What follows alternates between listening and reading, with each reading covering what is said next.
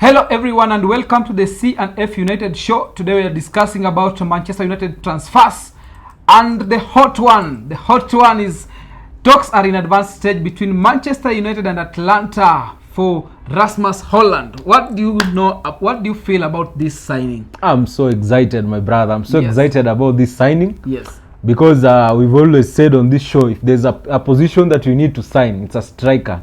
Of course, we wanted Onana. Onana has come in. Now the next position that we need to strengthen is the striking position. Two critical positions actually was the goalkeeper position and the striking position. Yes. Then for the other transfers, for the other positions, they are always bonus. Yes, they're always bonus. If you get your number one transfer targets, the others are just add-ons and bonuses. So what do you think? Do you think having Rasmus as the only natural number 9 will make us title contenders this season? To be fair to Rasmus is a young player. He's a good striker. I've seen him. I've seen his few clips there making runs. The goals that he scores, he forces goals. He's like a traditional natural finisher. Yeah, he's that guy who knows how to position himself in the box. Yes. He anticipates where he'll get the pass. His physique is also so good. His height is good because he's at around 6'2", 6'1". Yes. So you can imagine he's as a player in terms of his physique is so good. Very good. In terms of his technicality and very football ability. Player. Yeah, he's very technical. So to be fair to Rasmus, I wouldn't say Rasmus will just make us title contenders by himself. Yeah. Because I think a team comprises of 11 players and he will improve us in terms of our attacking, but it will take 11 players for us to be title contenders. Personally, I think maybe if we lose Donny van de Beek, if we lose Fred, if we lose maybe McTominay, we might raise some cash to purchase maybe another striker, or we can get someone coming in on loan to Man United. Yeah. So that at least we have a variety. Because we have seen from the Real Madrid game that Rashford started as an attacker.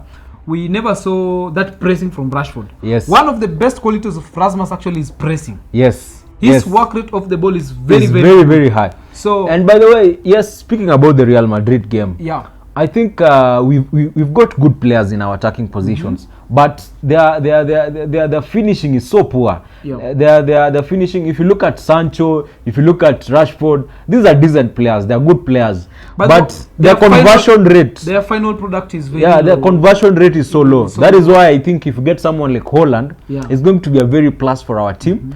And I think he is a young man who really wants to prove that he can do it. One of the things by the I've liked about Rasmus Hojlund is his commitment to join Manchester United. Yes. We have seen PSG offered more wages than Man United. Yes. But this guy had his eyes already focused from day one that he only wants Manchester United. Yes. What does that show about this Erik ten Hag's team?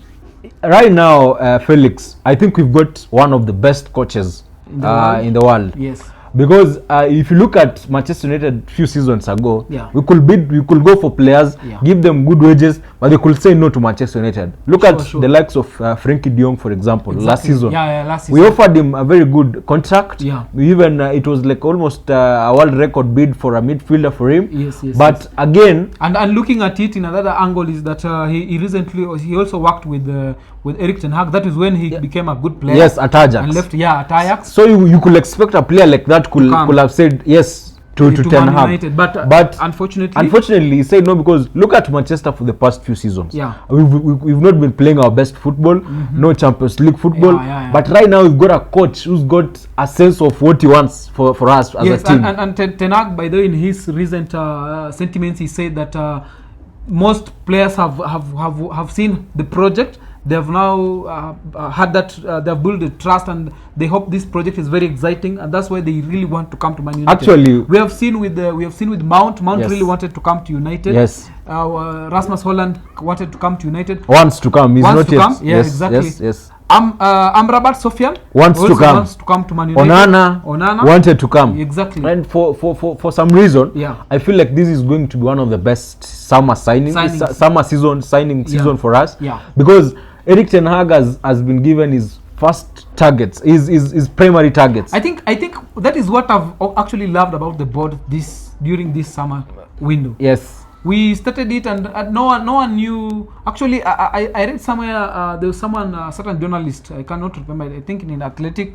they were saying that the Man United fans were really afraid of having Ten Hag in their team, because we were not so sure, and we don't trust our board that they'll give this Erik Ten Hag the players he wants. A chance, yes. But unfortunately, that's not what has happened. Yeah, look at the players that we've signed this summer. It's the players that the coach wanted. And that shows if and by the way, guys, we are still the Glazers out. We are not saying that these guys should be in our club.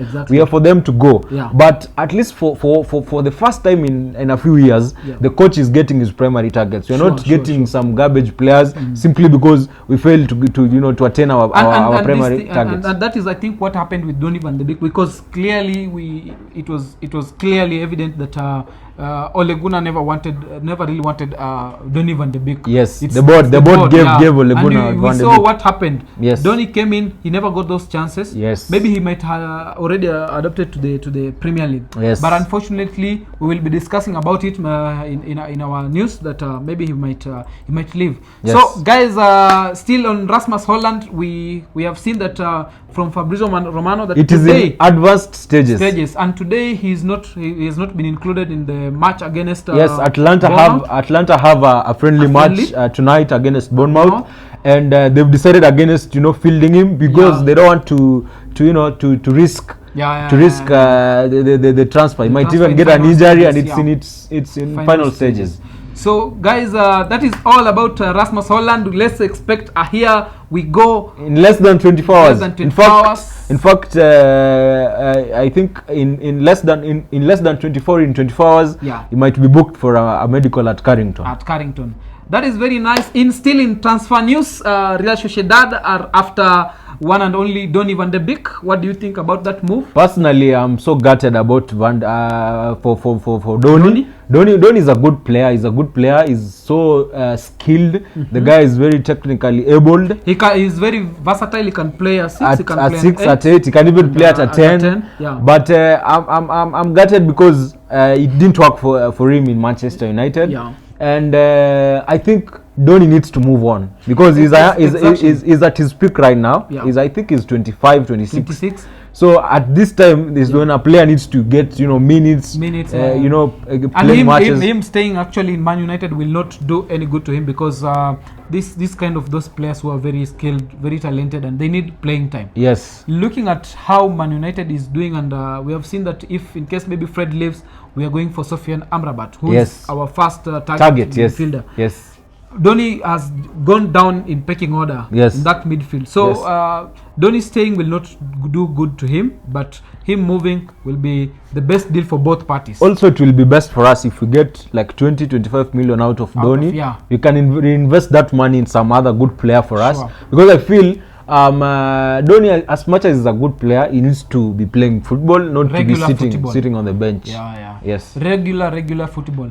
On the other side, still on the transfers news, we have seen that Galatasaray are still after Fred. They had their last bid. They increased their bid to around 10 million pounds. Yeah, but Man United has not given them feedback of the same. Yes. What do you think? And is that valuation of Fred okay with you?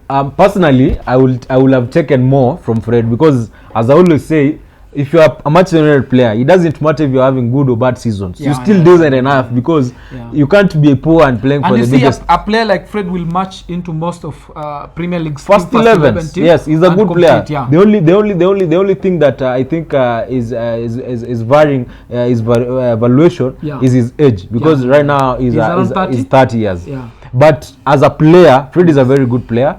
I don't think 10 million is very good business if we accept the deal of 10 million. But I think Fred also needs to move on. To move on, because also he's falling down in pecking order at Man United. Yes. So I think something in the region of 15 to 20 million is enough for Fred. Yeah, we'll do good for us.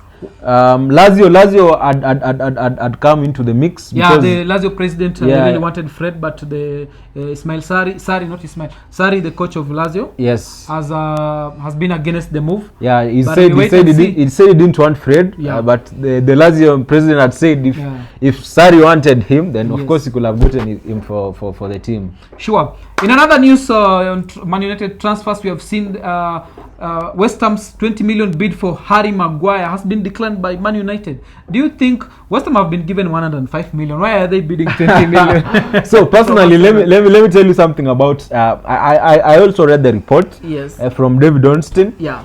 I think Harry Maguire is more than 20 million. Harry Maguire is a 50 million pound player. Yeah.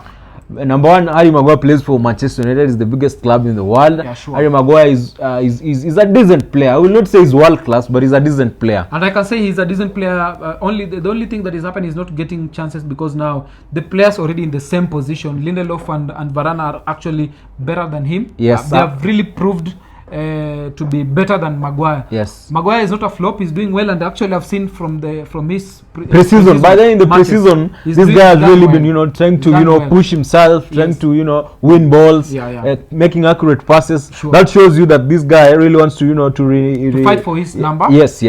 So he's a decent player, and I think anything between around 35 to 40 million. Yeah, if you get 30 plus 5 add-ons, it will be decent for him to to go. But also, don't forget that Harry himself does not want to leave. Actually, Harry himself has said that since he was stripped of captain's band, he wants to fight for the position, and we have seen him also saying that he really wants to play in a top club. Yes. What do you think about it?